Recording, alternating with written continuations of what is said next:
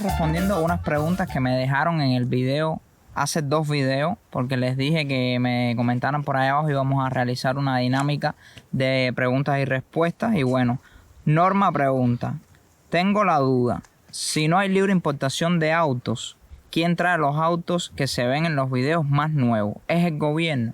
Efectivamente, Norma, el gobierno es el que importa estos autos. Estos autos, mayormente, que son los más modernos, son autos que compra a bajos precios en otros países, pero la mayoría de estos autos son autos que son reparados, ¿sabes? Cogieron candela, tuvieron defectos técnicos, entonces se reparan y son como de segunda mano, por así decirlo. Entonces Cuba hace una compra por mayor de este tipo de vehículos que son totalmente reparados y los importa al país. Pero un cubano normal no puede hacer una libre importación de un vehículo, comprarlo en otro país y traerlo para Cuba.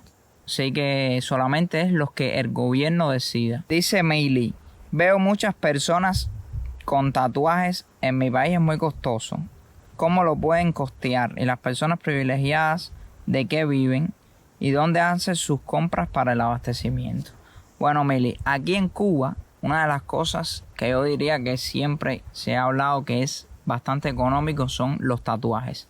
Los tatuajes en todos los países son caros y aquí en Cuba siempre salen más baratos, además de que existe esto de el regateo, que puedes llegar a un acuerdo con el tatuador y ajustar un precio que te acomode. ¿Cuántas horas le quitan la luz? Bueno, ahora mismo me encuentro en Boca de Jaruco y no hay luz.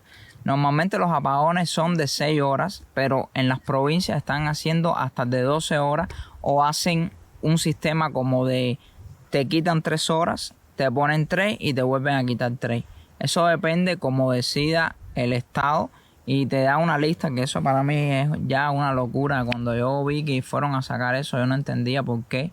Es una falta de respeto realmente. Bueno, hicieron un plan solidario, así le llamaron, y te programan todos los apagones con horario. Entonces ya las personas saben cuándo le va a tocar el apagón y el horario y todas las cosas, y se tienen que planificar para el tiempo que tienen luz, pues aprovechar y cargar los teléfonos, hacer la comida, utilizar todos los efectos electrodomésticos. Bueno, estamos aquí en el faro de Boca de Jaruco, cogiendo el atardecer. Y yo también. Y un poquito de aire. Y un poquito de aire porque ya no podemos usar ventilador. Porque estamos sin corriente. Vean para allá. A las 11 es que van a poner la corriente. Fíjense cómo se ve naranja toda la cara mía, porque por allá se ve el atardecer. No se los voy a enseñar. Tiquiti, tiquiti, tiquiti, tra. Miren para allá. Y aquí, ¿qué tenemos? ¿Qué se te vio? La ventana. A ver, enseña la ventana ahí. Ya se hizo oscuro. Y bueno, aquí estamos, cambiamos de locación y vamos a continuar con las preguntas. Estoy súper sudado porque he tenido unos días bastante ajetreados y acabo de regresar de la calle hace unos minutos y todavía estoy muerto del calor. Tim pregunta, hola Víctor, vengo de Dinamarca y muchas veces me pregunto por qué nadie saca la basura y la basura de las calles. A nadie le importa tenerlo. A nadie le importa mirarlo o peor aún, olerlo. Si Cuba quiere para vivir del turismo en el futuro, también es muy importante que sea limpio y agradable, o viajarán a otro país del Caribe. Digo yo que el encargado de sacar toda la basura de las calles y todo eso debería ser el Estado, porque o sea, las personas de aquí de Cuba no tienen ni tiempo para conseguir comida, para conseguir productos de primera necesidad, que tienen que estar todo el tiempo en la calle buscándolo. Entonces no tienen tiempo ni tienen recursos suficientes para dedicarse a limpiar esa cantidad de basura. Independientemente de que pudiera limpiar la basura, porque por ejemplo si en mi zona o afuera de la puerta de mi casa yo veo que hay basura que me molesta, que no me gusta, pues yo la limpiaría. Pero independientemente de eso, yo creo que también hay personas que dejan eso a un lado y como que no le prestan mucha atención a mantener la limpieza de la cuadra o de su barrio. independientemente de que el Estado es quien debería encargarse de mantener las calles de La Habana limpias. Luz Moreno pregunta: saludos Víctor, gracias por mostrarnos un video más. Te comento, la administración y el gobierno no provee fondos para la infraestructura del país, mejorar las calles, edificios, etc.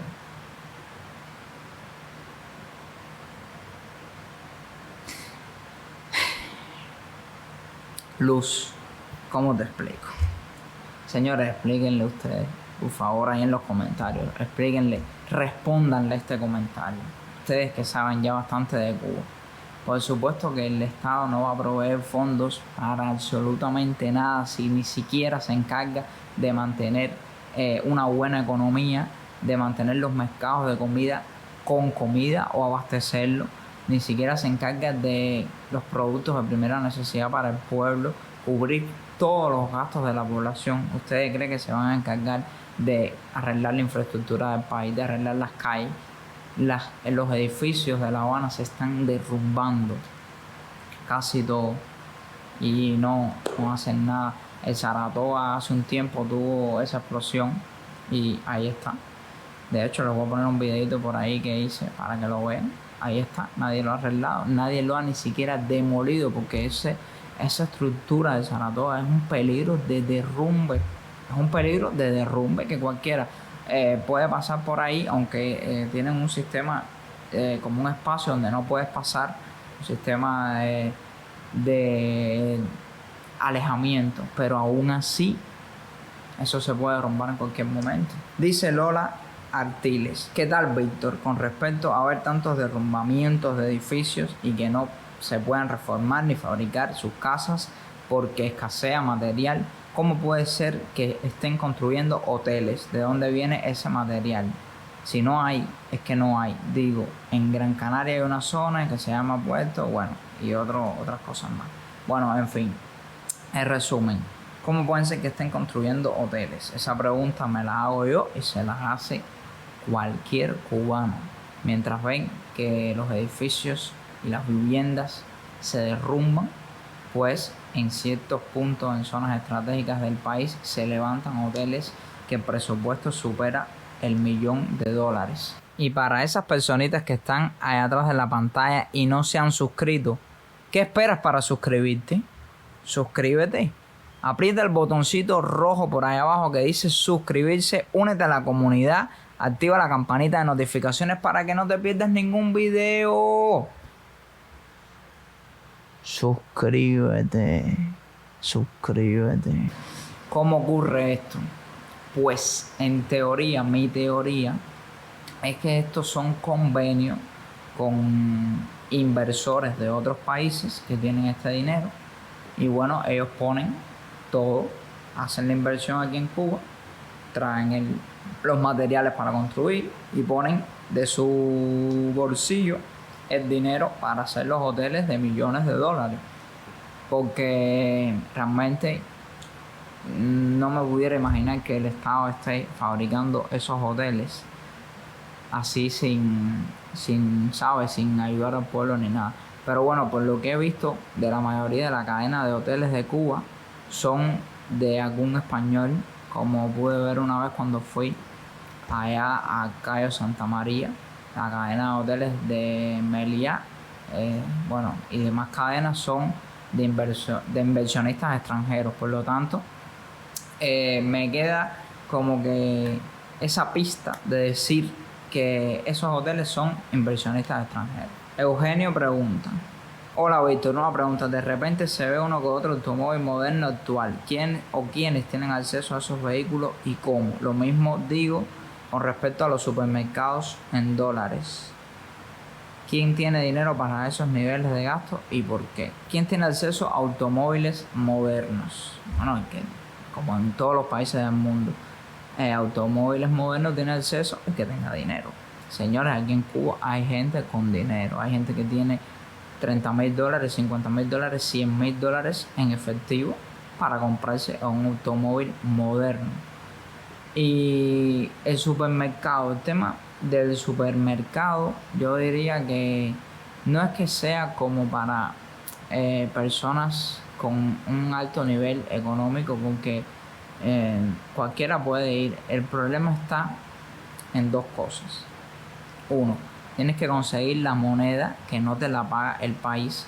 O sea, tienes que comprar MLC para poder ir a ese mercado a comprar los artículos que venden ahí. Entonces, ese es el primer problema, conseguir los MLC para ir al mercado. El segundo problema está en que la población cubana no cobra en dólares, no cobra en esa moneda en que están los supermercados.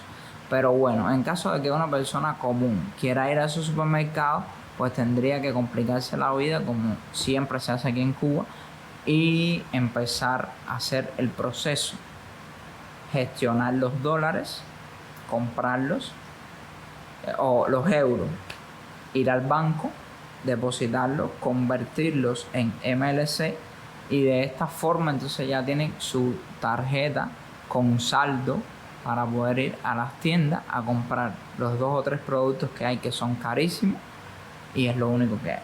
Azul pregunta: mi dentista aquí en México es excelente y en sus reconocimientos tiene uno que dice que se preparó en Cuba. Mi pregunta es, ¿cómo es esto posible siendo un país con muchas carencias? No lo entiendo.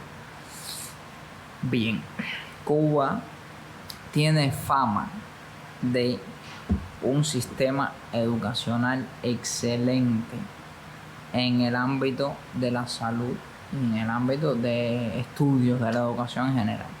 Entonces, con todas las carencias que tiene, pues sí, aquí las personas no dejan de estar preparadas aunque tengan carencias, son cosas distintas.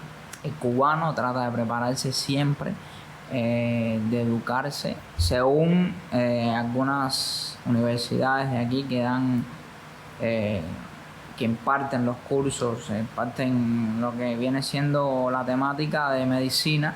Se dice que hay muy buenos profesionales y que están muy bien preparados en el sector de la salud impartiendo clases, porque si no vamos a caer en el tema de cómo funciona el otro sector de la salud aquí en Cuba, porque realmente... Pero bueno, ¿qué hacen los estudiantes? Como les sale más barato estudiar aquí en Cuba que en otros países, y también los estudiantes no como en otros países que tienes que hacer varios procesos para obtener la carrera que tú quieres. Simplemente en Cuba es un poco más fácil, por así decirlo, porque puedes pagar directamente por el curso que tú quieres, por lo que tú quieres estudiar y ya lo tienes y vienes aquí a estudiarlo. Entonces sale más barato y los estudiantes de otros países deciden prepararse aquí porque es más económico para su bolsillo y nada, salen con una buena preparación porque aquí hay muchas carencias, aquí no hay nada y aquí los hospitales son un desastre, pero la preparación que tienen las personas, eso no se lo puede quitar nadie aunque no haya nada. Sí es verdad que si no hay absolutamente ningún utensilio de trabajo, si no hay condiciones, pues todo no sirve el servicio, todo sale mal. Pero la preparación del conocimiento está aquí, inside.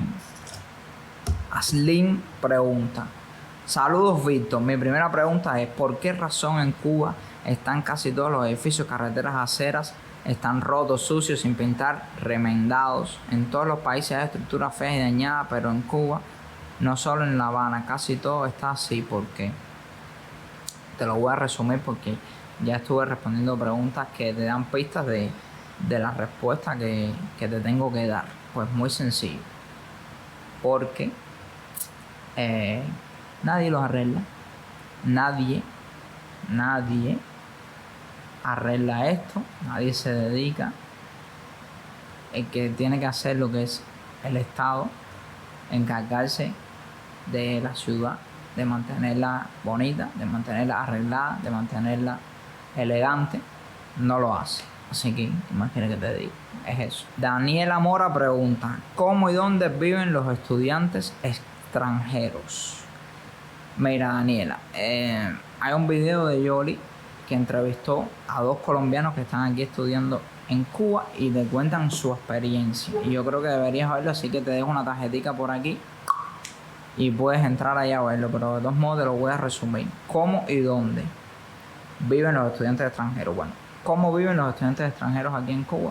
Yo pienso que pasando trabajo como todos los cubanos, pero viven normal. ¿Y por qué te puedo decir que viven normal? Porque bueno, al tú venir a Cuba con el dinero fuerte, ya sea dólares, euros o otra moneda, pues tú tienes un privilegio de poder encontrar las cosas un poco más fácil por tener la moneda dura. Entonces los estudiantes mayormente vienen con la moneda dura, la cambian en moneda nacional y tienen una buena cantidad, y entonces así pueden vivir bien.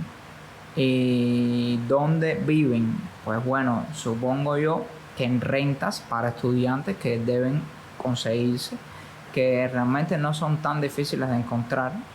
Creo que es lo más fácil de encontrar de rentas aquí en Cuba, son rentas a estudiantes. Puedes entrar en Rebolico o en cualquier página así de rentas en Cuba y te vas a encontrar rentas para estudiantes. Mita 1993 pregunta: Víctor, ¿los carros nuevos que hay son de extranjeros? No. Los carros más modernos que se ven aquí en Cuba pueden ser de cubanos que tienen dinero y pueden ser también de el Estado, del gobierno. Si ves algún Mercedes-Benz, como yo vi, del año 2015 fue, o 2015, 2018 por ahí, bastante moderno, pues estos carros pueden ser de embajadas, suelen ser de embajadores o pueden ser del Estado. ¿De qué vive o en qué trabajan la mayoría de los hombres y mujeres en tu país? ¿Cuál es la principal actividad productiva? Saludos desde Argentina. Saludos hasta Argentina. Y nunca mejor dicho que con esta bella camiseta o pullover de Argentina que me regaló Gustavo y Lili. Un saludo. Aquí en Cuba siempre se ha dicho, y lo he dicho en varios videos míos, más que todo a algunas personas, yo diría que el 40% de la población trabaja para el Estado, tiene trabajos estatales y bueno, vive de eso con un salario mínimo que te alcanza para comprarte un pan por la mañana y ya te quedaste sin dinero. Y bueno, otras personas, o el 60% restante, viven del invento. Y eso no es nada nuevo, ya se ha dicho. ¿Y qué cosa es vivir del invento? Vivir del invento puede englobar una serie de cosas, como por ejemplo, yo compro esto que tengo aquí, que son unos bolígrafos de gel, y los compro porque me los encontré en una tiendecita o en un particular, los compro en 100 pesos y después por ahí los vendo en 200. Revender, básicamente. Esto puede ser uno de los trabajos del cubano, ya sea hombre o mujer. Revender productos, lo cazan por un lado, lo compran más barato y lo venden un poquito más caro. Así, ya sea con productos útiles del hogar, ya sea con alimentos, ya sea con miscelánea, ya sea con cualquier cosa, compra y venta de lo que sea. Y lo otro pues es el invento. El invento, ya les digo, engloba demasiadas cosas. Todo lo que se puede inventar para ganar dinero, ahí está el punto del cubano. Cristina pregunta: ¿cómo soportan la escasez de alimentos aquí en Cuba? Bueno, el cubano siempre se ha caracterizado por vivir junto a la escasez de alimentos. Entonces, lo que hace el cubano es inventar y sobrevivir. ¿Y cómo lo hace? Pues perfecto, muy fácil. El cubano aprendió a sobrevivir con poca comida, a sobrevivir con la comida mínima necesaria, y por eso es que de esta forma soportamos la escasez, porque el cubano, a pesar de todo, se programa y sabe que si compras 2 plátanos, uno es para el almuerzo, uno es para la comida, y lo distribuye de una manera equitativamente correcta para que le alcance para el día o para los 2 días o para lo que sea, para los días que le haga falta. Esa es la forma que yo diría que el cubano se adaptó a la escasez, porque aprendió a sobrevivir con poca comida y inventando. Cristina Montes Hidalgo dice: ¿Quién es ese amigo que siempre aparece en tu contenido? Deseo saber quién es. Y otra cosa, en un video de tú y Yoli van a tener hijos y dinos más de tu vida personal, de qué estudiaste y qué es lo que más te dedicas aparte de ser youtuber. Haz estos contenidos que no te cuestan nada y llevo rato esperándolo. Un saludo. Un saludo, Cristina, que no sé si antes te llamabas Miguel y te cambiaste el nombre o cómo fue, porque recuerdo que estos comentarios también eran de un Miguel, pero bueno. El amigo mío ese que sale en los videos es un amigo que me ayuda a realizar los videos. A veces yo no me puedo filmar yo mismo, entonces le paso la cámara y él me filma. Y bueno, nada, esa es su función, aparte que es un amigo de la infancia también y se llama Israel. Entonces, estos videos de que Yoli conmigo, de la vida personal, yo quiero hacerles un video de mi historia, pero lo estoy preparando porque no quiero que sea un video de decir 2 o 3 cosas, y como siento que es bastante interesante, les quería hacer un mini documental de lo que fue mi historia desde chiquito, desde pequeño, hasta lograr ser youtuber hoy en día. Pero no la quiero hacer simplemente sentándome delante de la cámara y diciendo las cosas, porque siento que da para un poquito más, porque, por ejemplo, así contándoles por arribita, yo tuve una vida bastante diversa, bastante entretenida. Por ejemplo, desde pequeño siempre me gustaba la tecnología. Les voy a hacer un resumen rápido, pero muy rápido, porque quiero guardarlo para un video. Me gustaba muchísimo la tecnología de pequeño, y no solamente la tecnología.